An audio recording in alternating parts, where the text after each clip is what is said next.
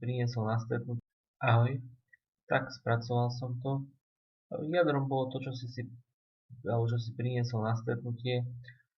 Plus menej som sa to snažil dodržať, čo tam bolo, čo sme si povedali, ale samozrejme nejaké veci som musel prispôsobiť.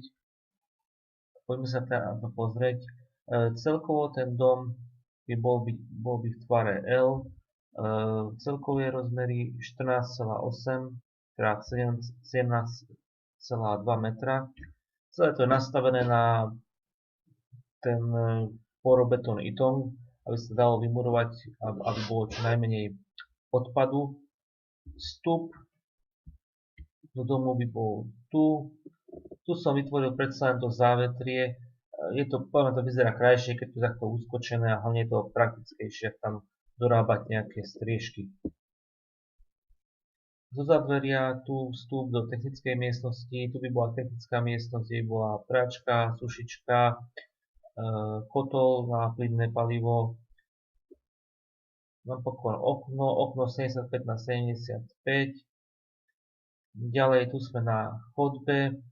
Celý dom je rozdelený na spoločenskú časť a na súkromnú časť.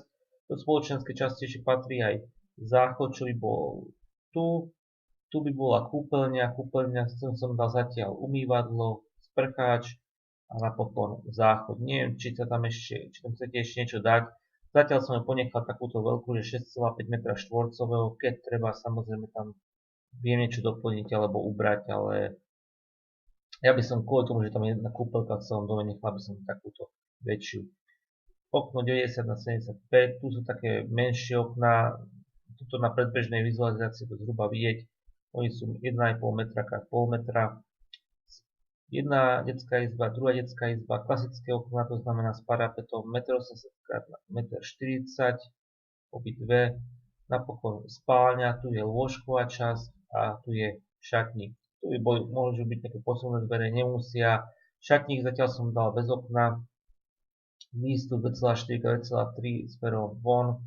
Tu samozrejme nejaký chodník alebo terasa, to záleží od triednych úprav. V tej spoločenskej miestnosti kuchyňa, jedáleň, obývacia izba.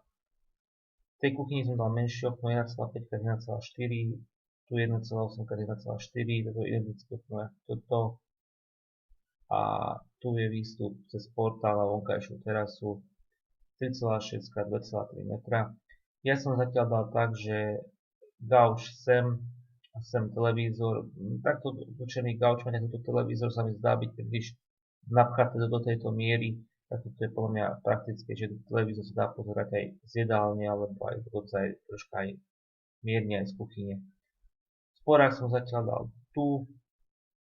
Neviem, či to chcete mať tu alebo niekde inde. Povieš si dres, umývačkou riadu, rúra, prechod do špajze a chladnička s mrazničkou.